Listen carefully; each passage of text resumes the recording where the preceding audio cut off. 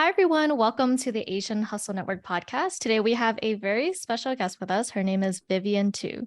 Vivian, aka Your Rich BFF, is CEO and founder of Your Rich BFF Media. She is a former Wall Street trader and strategy sales partner at BuzzFeed, turned full-time financial literacy creator. In less than a year, Vivian has grown her audience to over 1 million on TikTok and 330,000 on Instagram as a side project. Her mission is to bring financial tips, tricks, and knowledge to underserved individuals such as women, LGBTQ plus youth, and BIPOC communities. Vivian is exploring opportunities in the podcast, publishing, and TV space. Vivian, welcome to the show. Thank you so much for having me, guys. Of course, Vivian, I can't say how much we love you, and we're so excited. We're so excited having this podcast, right? I mean, random thought too. I was thinking about like how your first video like came to my attention. I think you only posted one video on TikTok, and it went bananas, something like that, right? It was nuts. Yeah, I remember that. It's like a year ago. So I posted my first video on January 1st of 2021, like not as like a joke per se, but like definitely as like a little bit of a personal passion project. I literally made Your Rich BFF because my coworkers wouldn't stop harassing me about what they should put into their 401ks, whether or not they should have them, you know, which health insurance plan they should be picking. And I told them all, I was like, guys, like you guys are all asking me the same questions. Like I'm just going to put it on social media, haha, thinking my 7 friends would watch those videos. And turns out 2.5 million people saw my makeup-less face. And by the end of the week, I had 100,000 followers, and I very literally had no idea what to do. I remember, I forgot in like a different interview, you mentioned that, oh no, my video blew up. I had to make more content now. And you sort of just freaked out about it. That's crazy. Yeah, I mean, like, I didn't know how to make content. I wasn't a content creator. I was just like, oh, well, I guess I should make another video, huh? And then I like did that. And I just kept going like little by little, piece by piece. And I put out a piece of content every single day since then, you guys. Every single day. My goodness. That's amazing. Insane. I know. Just like starting out too, like when you're first starting out on social media, it's hard to know that, you know, you should be posting every single day. Cause you know how like people say on social media, you should be posting every single day. And it's true. Like it really does help with the algorithm. But for you to have that like level of commitment after the first one came out, that is some commitment there. So that's amazing. There were definitely days where I was like, I don't feel like doing this. But I did it anyway. And, you know, I think I had this vision that this channel was going to be able to help so many people. And I think that was the underlying reason for me doing all of it. And I just thought it was so silly and so crazy that we don't teach this in public school. Like, I wish I didn't have to have this channel. I wish that we just learn this the same way that we learn about algebra, the same way that we learn about physics or, you know, English in our schools. Because had I had an hour less of each of those lessons, but I learned how to do my taxes properly, I would be a more functional adult than a bunch of those classes. So I just think it's really silly that the most helpful tool for a functioning member of society is not taught in the one place that we're supposed to learn everything else. Yeah, I absolutely agree with that statement too. It's a lot of things you don't know, you know, especially going to your first job and looking at our 401k for the first time and being like, wow, half our 401k is actually garbage. Like, what am I investing into? Who makes the decisions for me? So I'm really glad you're able to create that platform for us. But I do want to take a step back and learn more about yourself, right? Where'd you grow up, Vivian? What was your upbringing like? And I just want to hear about the type of kid you were too, because you just seem so curious to me. Yeah, so I grew up in the suburbs of Maryland. I'm an only child. My parents are Chinese immigrants. They came over to the US in their early 20s.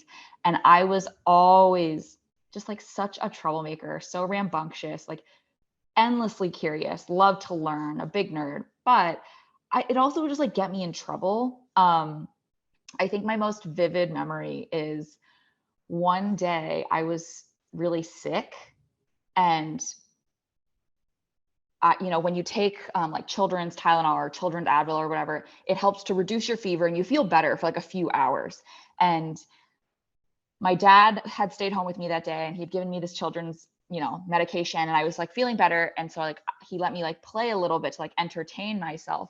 and they had, I don't know what the computer game was called. It was like some sort of like reading rabbit. Like I like loved these little computer games that like were secretly teaching me things while I was playing them. And after I'd played for a little bit, my dad was like, hey, like you need to like chill out. You need to like go lay down, take a nap, whatever, because you're sick. And you know, give it another 2 hours, you're not going to feel as good as you do now. And he happened to go out onto our deck on the second floor. And I was like, oh, I know what I should do. I'm going to lock my dad outside on the second floor deck where he like can't come inside and he can't go downstairs. Like he can't escape. And then I'm going to go back to playing my computer game. And I had him locked out there for like 90 minutes. I got like, Oh my gosh. I like truly got like the worst spanking of my life when he like got back inside, but I was like, meh, worth it. Like I was just like that kid. Like I was always in trouble. Oh my gosh, that is so funny. Such a troublemaker. I'm like, were you even like scared at all? Just like thinking about what your dad would have been doing outside, just stuck outside. No, I was just like, he'll be fine. Oh He'll be my fine. He like gosh. tried to take like a screwdriver to like the deck door to like try to let himself back in. Didn't work. Like he was so mad. But like we all laugh about it now. Like now that like I'm an adult, like me and my family, like we'll just like tell that story anytime that like I like do something stupid. My dad will be like, do you remember when you did this? I'll be like, yeah. I love it. Yeah, like Brian mentioned, I feel like you are definitely just like such an outgoing person, and like you're very creative as well, and like you're not afraid to just like be who you are. I'm curious to know, like when you were growing up, did your parents always have like, did they have like the set plan that they had for you? Like, oh, when Vivian grows up, she's gonna be, you know, this or that, like go into this profession, or were they more lenient on you and, you know, just kind of allowed you to use your own free space and like explore things that you wanted to do? Yeah. So I think my parents had a very specific idea of like a dutiful Chinese daughter in their mind, and I was not it. I think they were hoping to have like a nice, you know, docile, soft-spoken, very, very intellectual daughter. And instead, they got a obnoxious, loud, gregarious, stubborn, headstrong daughter instead. And they started to realize very young that they were not going to be able to control my decision making. And I think they had always tried to like implant in my mind that I wanted to be a doctor, lawyer, engineer, that I wanted to be one of the approved jobs. But I think like they knew the whole time that it wasn't going to happen. You know, when I did get my first job and became a financier and went into the financial services space, they were really, really stoked. They were like, you know, it's not doctor, lawyer, engineer, but it's pretty much the next best thing. Like, you know, there's money. This is a job that's like really, really exciting for us to be able to brag to our friends about. Like, this is a quote unquote good job. But you know, to watch my career progression from then is just hilarious. And today, my parents could not be bigger supporters of Your Rich BFF. They watch my content on mobile browser. Like they don't have the apps. They just like search me and watch. And it's like so That funny is because so they cute. want to support me even though they don't have social media. Yeah, I mean, it's awesome. I love it when Asian parents do that. It's like they kind of don't support you at the very beginning until they see that it's possible and this is like a brand new way of succeeding, right? And then Well, they're like that's your big supporter. yeah, well, that's why I didn't tell my parents about Your Rich BFF for 8 months. That's insane. You know, so much has happened to you over the past years. Congratulations and everything, right? I love it because I see all the news that's happening to you. I see everything that's happening to you, and like, oh yeah, congratulations on being engaged too. Oh, thank you so much. And I do want to talk a little bit about your time on Wall Street too. I want to Yeah. hear what your experience was like on Wall Street because I don't think that every day we get a guest that used to be on Wall Street that can really talk about it just because we Mhm. hear so many mixed stories, right?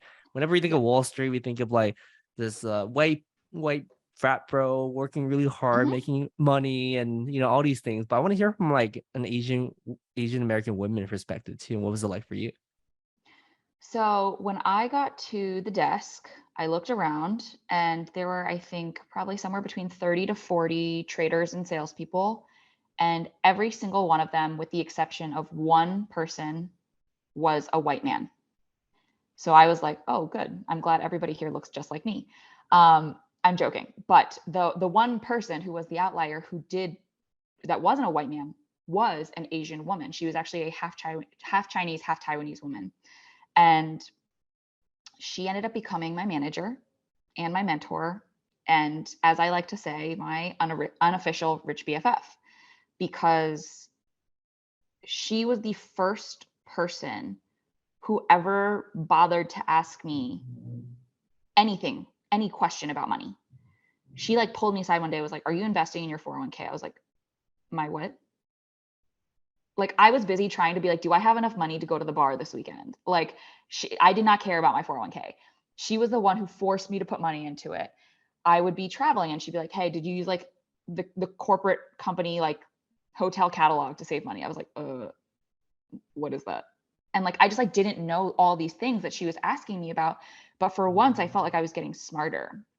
And I also think it was really, really inspiring to see someone who looked like me, you know, an Asian woman from a modest background who didn't have that type of crazy generational, you know, 5 generations of millionaires in their family, be as wealthy and as rich as she was. Because I remember wanting to be like her at first for a really shallow reason, because she had a new pair of Gucci shoes and a new Chanel bag every single day. And I was like, I want a new pair of Gucci shoes and a new Chanel bag every single day, just like so many young people do. But I think over time, she was the first person to really introduce me to wealth versus just pinching pennies to try and make it all work. It was actually more about like, how do you make your money grow? So I had a very interesting experience on Wall Street. I think it is probably representative of a lot of young people of color, a lot of young women's experience on Wall Street. Would I trade it? No. I had a really great time working for her, working for another manager. It wasn't until I was moved over to a different team where I just did not feel like my old white man manager supported me, supported my goals. He wouldn't speak to me in a respectful way. He would make like weird racist, sexist comments. And I'd be like, you know, this is not it. Like, I am too smart. I work too hard. I'm coming in at 5:45 in the morning, leaving at 7:30 at night. Like, this job is just too straining for me to, one, be treated so badly, and two, not even be making the type of money that like people expect to make when you watch a movie like Wolf of Wall Street, like talking about Wall Street in the 80s, but like I wasn't making crazy money. Well, I'm sorry that you had that experience. And I feel like, especially on Wall Street, you see that happen a lot. I mean, people say that a lot of industries are male dominated, white male dominated. And I feel like that's even more prevalent on Wall Street. And for you to experience that, it's so heartbreaking, because I think that happens a lot, you know, and for you to be in a situation and environment where you're like spending so much of your time and effort, you know, clocking in early in the morning, clocking out late at night, and you're just putting all your effort into this job where you're not even respected or well treated. It's really dehumanizing. But I'm glad that there was someone who was like out there, who was looking out for you. You know, that first person is really who makes all the difference, right? And then like, I feel like as a young child, as someone who just got fresh out of college, you know, for example, don't know anything about money, it's really easy to just, you know, fall into the wrong footsteps and listen to the wrong people and just think like all I have is all I need. But that person who opened up your mind is, you know, such a lifesaver. Yeah, absolutely. And I just want to hear more about the original Your Rich BFF that created our Rich BFF. I want to hear about like how did you learn about the concept of growing your money? Since this is the Asian Hustle Network podcast, obviously we have a lot of hustlers inside our community. And then I remember watching a video where you talk about like FU money, right? And how do you calculate FU money and how do you do all those things?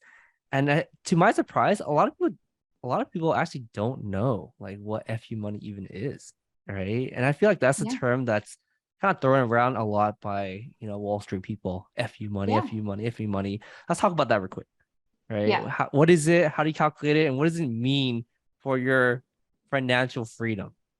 Yeah. FU money is essentially the number you would need to get to for you to kick over your desk, flip your boss the bird and be like, screw you, I'm done. You'd be able to walk away from anything, no contingencies. Like, you are good to go forever. And the way that you would calculate it is that what I like to do, I think the easiest method is to close your eyes and to think about how much money would you need to live very comfortably for 1 year. Once you have that number, divide it by 0.04. And what you get is your FU number. The reason why that works, right, is you're essentially dividing that number by 4%. So you're getting the number that you would be able to have invested. And 4% obviously is a very modest return on your investment. You would essentially be able to live off of the interest of the amount of money you have invested without ever digging into the principal, meaning that would be a self-sustaining investment so that you could continue to make money while living your life, doing whatever you want to do. And I think a lot of people are surprised that the number is smaller than they think it is, because we hear about these very rich people on TV and in magazines, and it's like $25 million, $100 million, billionaire. And it's like, okay, but like, truly for you, your personal happiness with what you want to do with your life, how much money do you need? Because my idea of financial freedom is very different from Maggie's, is very different from Brian's. There are some people who are like, I want to retire. I want to live in an Airstream. I'm going to backpack across the US. I'm never going to work. I want to just live very simply, sleep on a hammock, but I never have to ever clock in. And that freedom is worth something to me. There are people out there who are like, I need to have a minimum of 3 homes, one for my one current residence, one in the mountains, and one on the beach. I also want to have 2 children. I want to put them both through college. I want to have, 2 cars in my family. I want to have a golden retriever dog. And, like, people have these ideas of what they want as their happily ever after. And depending on what your happily ever after is, your number is going to be very different. And it's really cool for people to do this exercise so that they know what their personal number is, because it is personal finance, not everybody finance. I love how you broke that down, because I feel like what Brian said, how like FU money, how everyone throws that term around. I see a lot of people on social media answering that question and giving out a random number, right? And some people will say it's going to be $1 million. And then some people will say it's going to be 10 million, right? And it's all relative. Like, your idea of happiness and financial freedom is not going to be the same exact as someone else's, because someone else might have, might be happy with just very simple things. And that's okay, right? And that's perfectly fine. So I love that you broke that down very, very clearly, because it doesn't just fall down onto one single number. Exactly. Absolutely. And I want to talk a little bit more about your time at BuzzFeed, right? I remember BuzzFeed was like the thing that all of us, I was glued to, like God. back in like 2012, 2013, was like at the peak, right? Watching like all these famous dudes end up leaving BuzzFeed like a couple years later. But, I want to hear about your time at BuzzFeed and what you really learned during your time there. And especially your story, I find it so particularly powerful because you're like a classic example of learn in your 20s, build in your 30s, and enjoy in your 40s, right? And that's a concept where a lot of younger people can't grasp nowadays. Like, oh, why am I not achieving these successes? Why am I getting paid so little? Why am I not getting responsibilities? I felt like you did pay your dues, Vivian. And I want to hear about your time there, what you learned, and how do you apply it to your own life right now? Yeah, I always joke. So I too have seen the YouTube videos that are like, why I left BuzzFeed. But I really don't have anything bad to say. And I know that's like not a sexy, fun, dramatic answer, but when I left JP Morgan to go to BuzzFeed, I was there because my first Asian female manager on Wall Street had a girlfriend who became my first manager at BuzzFeed. Like, I literally worked for 2 best friends. It was so funny. I had 3 managers while I was at BuzzFeed. I was there for almost 4 years. All of them were good. everybody treated me with respect, with kindness. I also felt really, really lucky. I was given so many opportunities to succeed, to raise myself to the next level. I, was promoted. I was compensated fairly. I really loved it there. And I had such great friends at work that like, even outside of work hours where like I wasn't obligated to hang out with them, I'd be like, do you guys want to come over? Like, can we go do something? Like, should we go to dinner? And I think that's a testament to the culture that they are building there. In terms of what I learned, like everything, I literally didn't know anything about media, about tech, about social, digital, anything. And what I joke about Your Rich BFF is like, it is a blending of my two children.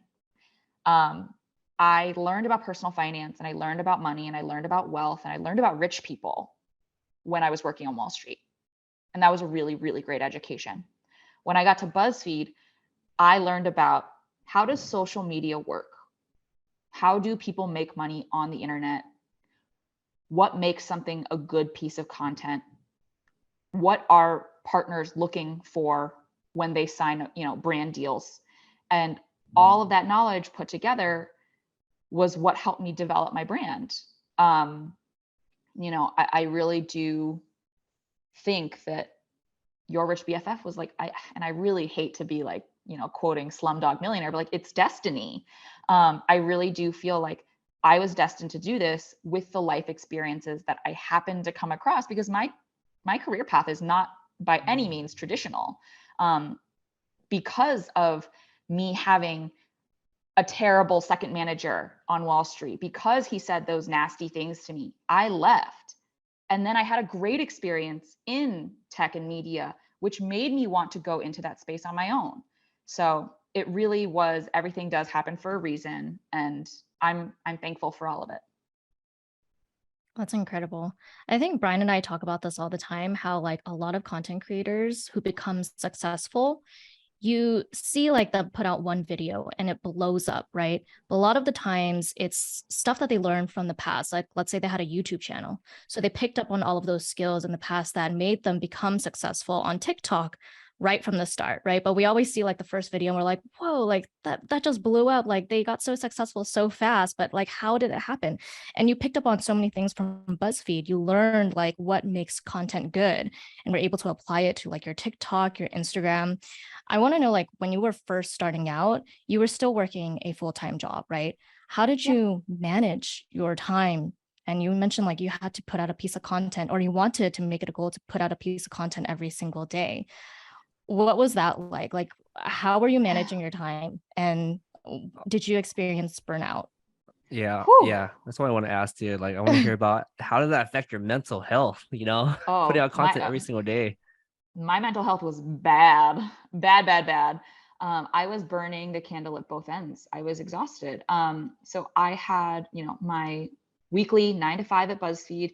And I'm also someone who like is very much like a Pavlov dog, like a Pavlovian dog. Like when I get a treat, I'm excited. Like BuzzFeed really had a great system where like I felt like I was recognized and rewarded every time I did good work. So like I never wanted to like let my day job slip. I always made sure I was giving 110% there. But that meant I wasn't doing any Your Rich BFF work Mondays through Fridays. I did all of my work on Saturdays. I would script out 7 videos.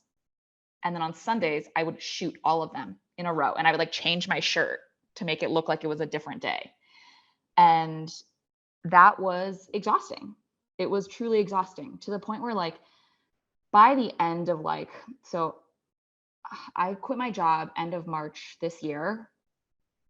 By March, I was like, I don't like social media anymore. I don't like Your Rich BFF. I don't like working at BuzzFeed. I don't like any of this. And in fact, I liked all of it. That was the problem. I liked all of it too much. I think if I didn't have Your Rich BFF, I would still be working at BuzzFeed. Like I had a great gig, great manager, great team. But the reason I chose to leave was because I was getting emails for opportunities, for podcasts, for books, for 1,000 different opportunities that truly are once in a lifetime. People only dream of getting these kinds of inbounds. And I was having to say no. because I literally did not have an extra hour in the day to do it. And I took a long, hard look at my life and I was like, in 30 years, when I'm 60-ish, a touch shy of 60, am I going to look back on this moment and really, really regret it? And I felt like if I didn't leave, the answer would be yes. And I did a little bit of thought and I was like, listen, digital media strategy sales, ad sales, brand partnership sales, whatever you want to call it, is going to be hot forever.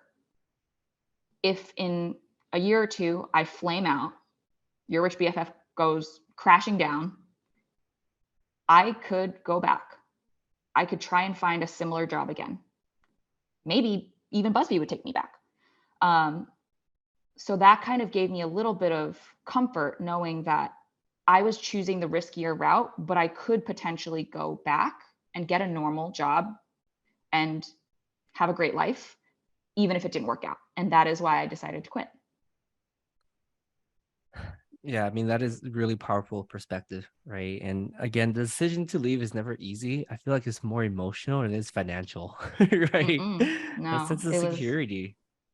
It was definitely more emotional than financial. Like, I'll be totally honest with you. Like, I had made a great living at BuzzFeed, like truly a great living. And I had been so fortunate to like set aside a lot of money, a lot more cash than the average person should have on hand.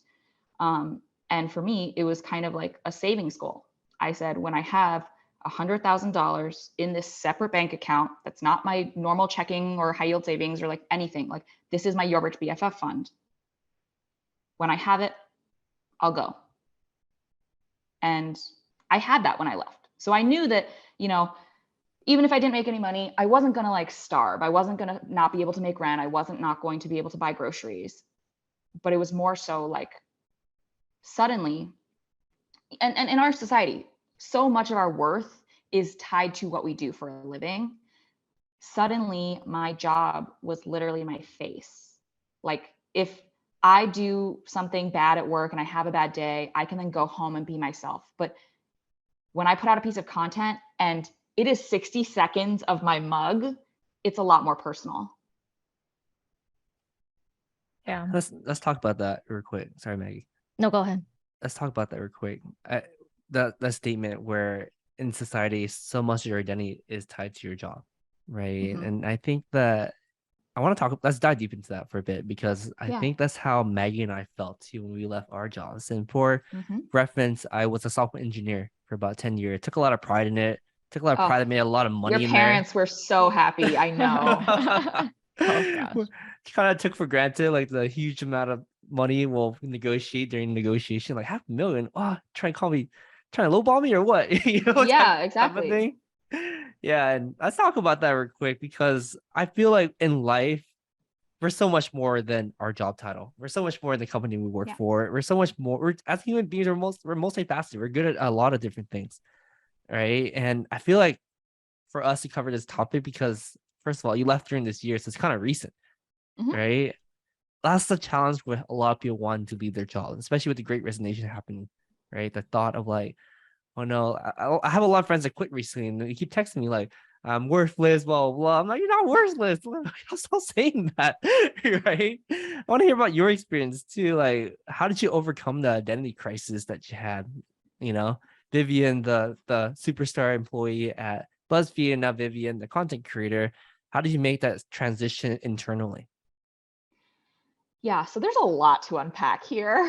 In terms of like broad society, like I'll make some big statements here. In our society, I feel like we equate someone's net worth with how morally good they are. So like if you have more money, we look at these people as better, smarter, faster, stronger, better. And people who have less money, we consider them worse. Like they're less ethical, they're less trustworthy. Like they're just all of these horrible things that we think about people who don't have money, when in reality, all they are is people who don't have money. And I think that is also why we tie so much value to what we do, because it's really easy to lean on, oh, I'm a software engineer. you know what that means. You know, I'm living good. Like, you know, I'm making multiple six figures and like I drive a nice car. Like, I think we tie so much of our identities with that. Also because in, you know, the US at least, like you spend most of your waking hours working. And I think that's problematic in multiple respects because we tie our entire lives to it versus it being like, this is what I do for money. And then outside of that, I'm a person who has interests, hobbies, things that I love. When I left BuzzFeed, it was a really hard adjustment because unlike young teeny boppers who've never had a corporate job before, they're really excited to tell people I'm an influencer. Whereas for me, I was really embarrassed to tell people that because when I left, I was 27. Now I'm 28. And all of my friends have real jobs. Like they're all finance people, they're lawyers, they're doctors, they are engineers, they are people who have quote unquote regular jobs. So when we would like go to like visit friends or like there would be like a, you know, third degree connection and they'd be like, oh, like, what do you do? I'd be like, oh, okay, how much time you got? Because I didn't want to just say, hey, I'm an influencer, especially because that word comes with a lot of negative connotation of like people mistreating service workers or being really disruptive in public. And like, that's not the type of creator that I am.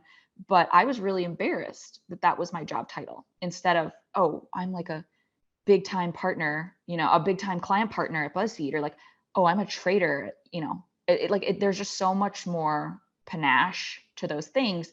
But I've come to really, really embrace it because I think about what I do and the type of life it affords me, one, but two, what my impact is.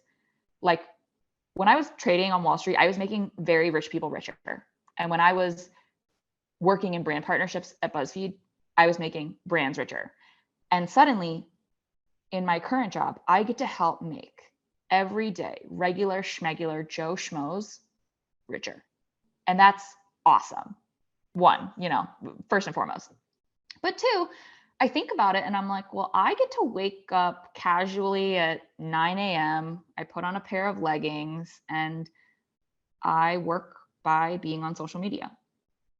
There are people who would kill to have that job. And I make really great money doing that. And so it's really a triple threat. I get to help people. I get to pay to do what I love. And I get to really control what my brand becomes. There's no ceiling. There's no roof.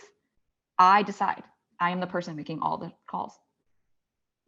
Yeah, I think that's a really great point that you make because I feel like for a lot of like Gen Zs, they do grow up in a generation where, you know, it's normal to be an influencer. Everyone wants to be an influencer these days. And it's the normal thing to do, right? And they grow up in a generation filled with so much tech, so much social media. So for them to say, I'm an influencer, I'm a social media content creator, like everyone's like, oh, that's so amazing, you know, especially in that age group. But for us, we grew up in a generation where our parents had always told us, you have to get a regular job or else you're not going to succeed in anything. Right. And that's what they tell us because that's all they know. And so we grow up with that mindset. So I feel like Brian and I also go through the same things. Like when we quit our jobs to do AHN, like our parents didn't know what that was, you know, and so they were so worried about us that I think Brian mentioned his parents weren't even talking to him for a couple of months. And my parents, the same thing, like they had no idea how to make money on social media. Right. And so it's just interesting to see that dynamic and the difference between the different generations.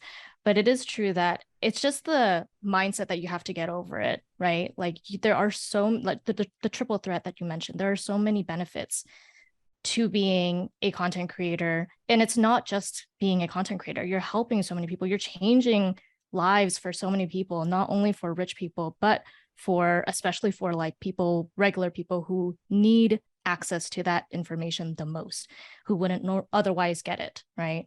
I do want to know, you mentioned that your face being the brand, you know, I feel like in those cases, your accomplishments, your failures, your struggles, they can affect you so much harder when your face is the brand, right? Yeah. Because especially with a large following, you get direct comments, saying like, you're good at this, you're not good at this.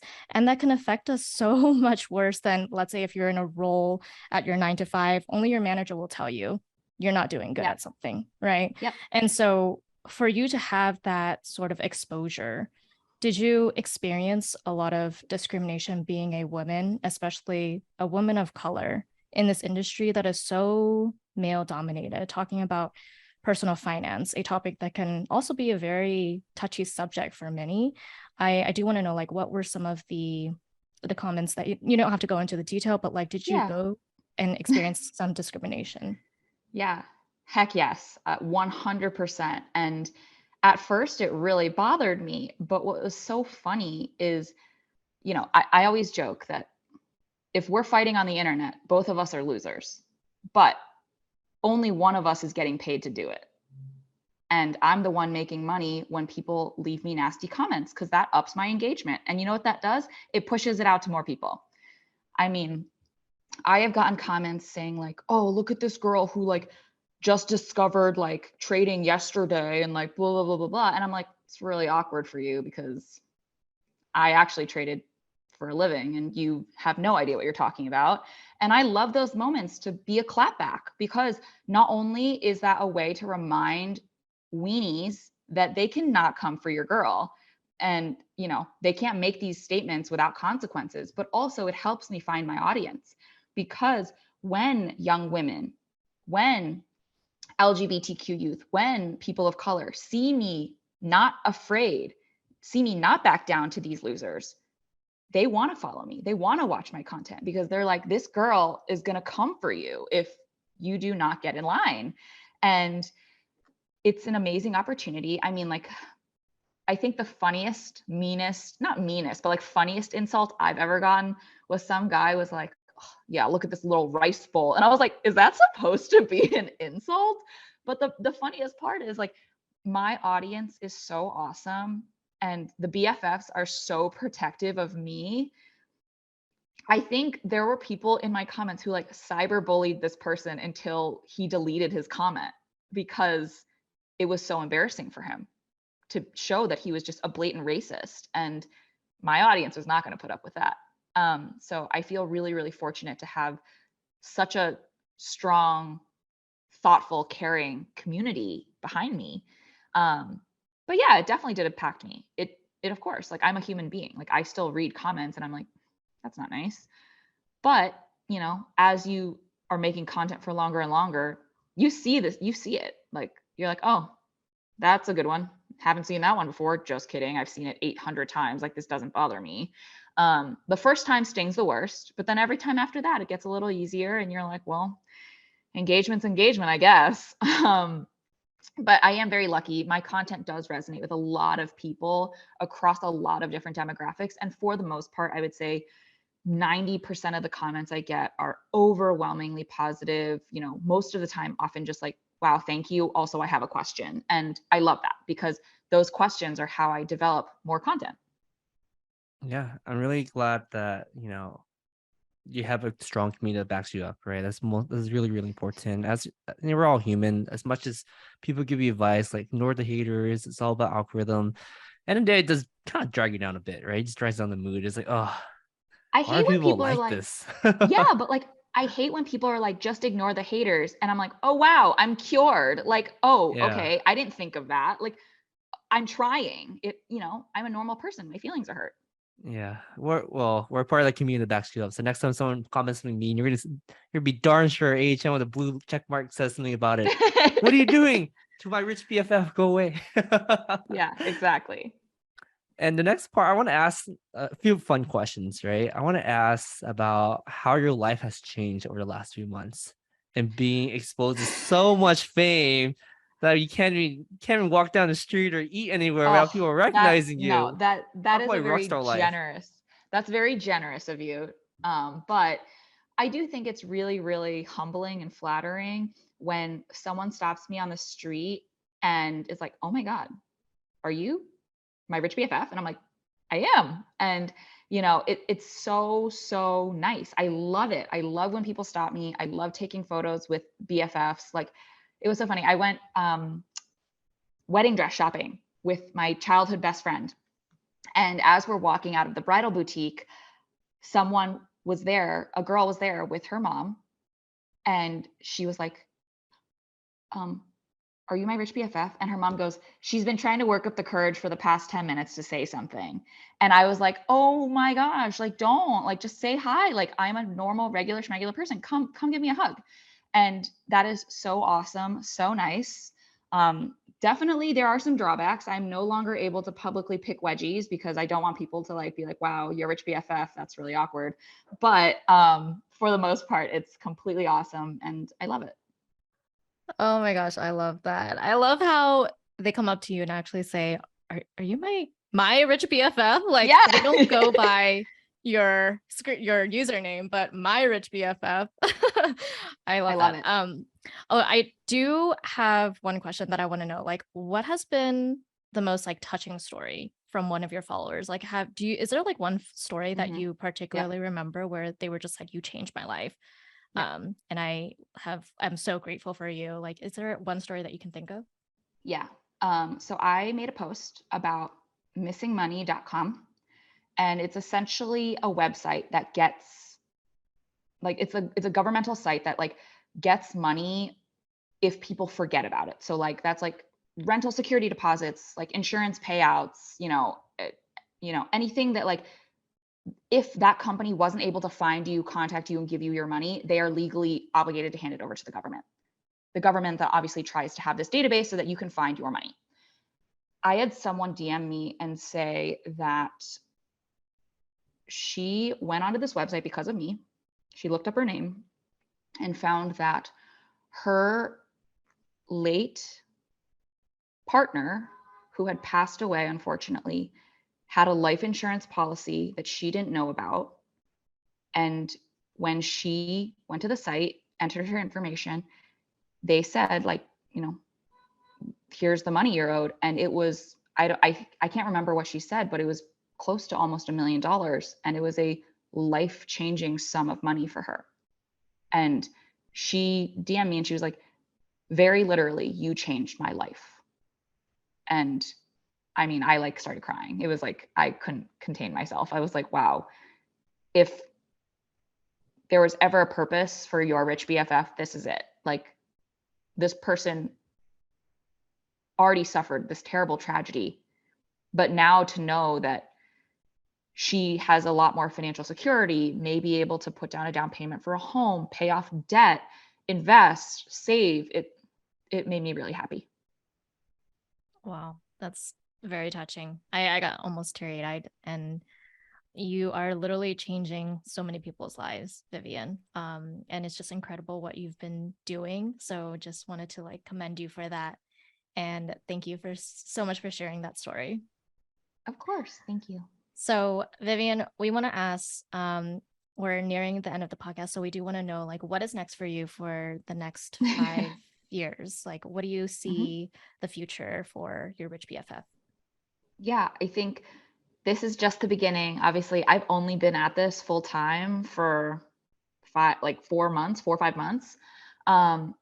But I'd love to be able to delve into other mediums. There are people who are just not social media people.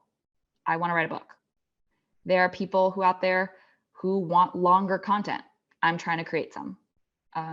I'd love to come to a Netflix, HBO Max, Hulu, Amazon, to your TV. I want people to be able to be good with money. And I think it shouldn't be as hard as it is today. Well, we're so excited for all of those upcoming plans for you, Vivian. And I guess we'll end it off with one final question, but that would be if you could give one advice to someone who's just trying to get started in, financial literacy, trying to dive into, learning more about personal finance, what would that one advice be?